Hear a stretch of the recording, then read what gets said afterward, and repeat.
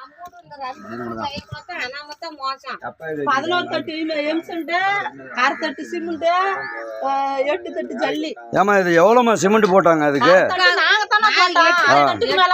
ஜல்லி 11 தட்டு எம்சண்ட், 3/4 தட்டு சிமெண்ட். அது அந்த கான்ட்ராக்டர்காரன் அதுல பாதி 11 தட்டு எம்சண்ட், 8 தட்டு ஜல்லி, 8 தட்டு ஜல்லி, 1/2 தட்டு சிமெண்ட் தான். 1/2 தட்டு சிமெண்ட் போட்டு தான் இந்த வால்வு கட்டிருக்கிறாங்க. சரி சரி. தளம் போட்டாங்களா இதுக்கு? இது தளம்லாம் இழுக்கல.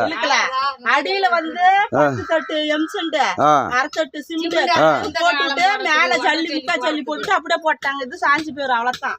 இது சாஞ்சி போயிரு, நிக்காது. பீம் கட்டி போட்டாங்க. நாங்க 2 பேர்த்த ஜல்லி மண்ணல ஜல்லி அந்த தலை வரைக்குமே இதுல இருந்து நாங்க 2 பேர்த்த எம்சண்ட் அள்ளி கொட்டணும். சரி சரிங்க. கொட்டணுமே. ஆனால் இப்போ இது வந்து நிற்காது. வேறு எல்லாம் ஆல்ரெடி எல்லாம் வெடிச்சிட்டு இருக்குது. வெடிச்சிட்டு இதே நான் ஒரு 2 மாதம் போச்சுன்னா எல்லாம் பிடிட்டு விழுந்து போயிடும். அங்கெல்லாம் செஞ்சு கொடுத்த வேலையை அவங்க எப்படி சரி வர செஞ்சு கொடுத்துக்கிறாங்க.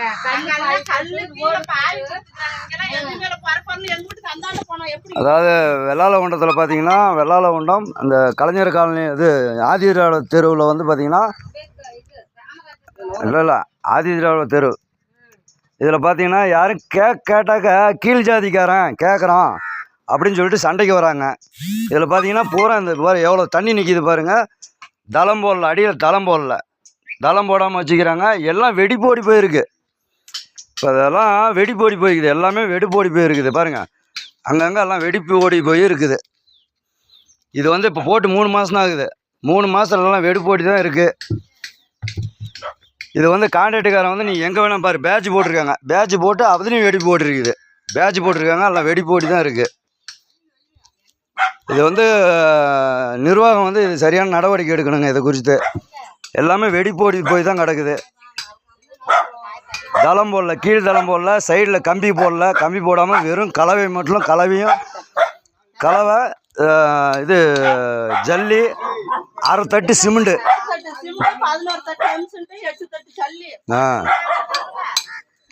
இதெல்லாம் பாருங்க, எல்லாம் பிடிக்கிட்டு விழுந்து போயிடும். இந்த கண்டிஷன் தான் இருக்குது. இதை வந்து நிர்வாகம் வந்து கரெக்டாக இது நடவடிக்கை எடுக்கணும். இப்படிக்கு வெள்ளாளகுண்டம்.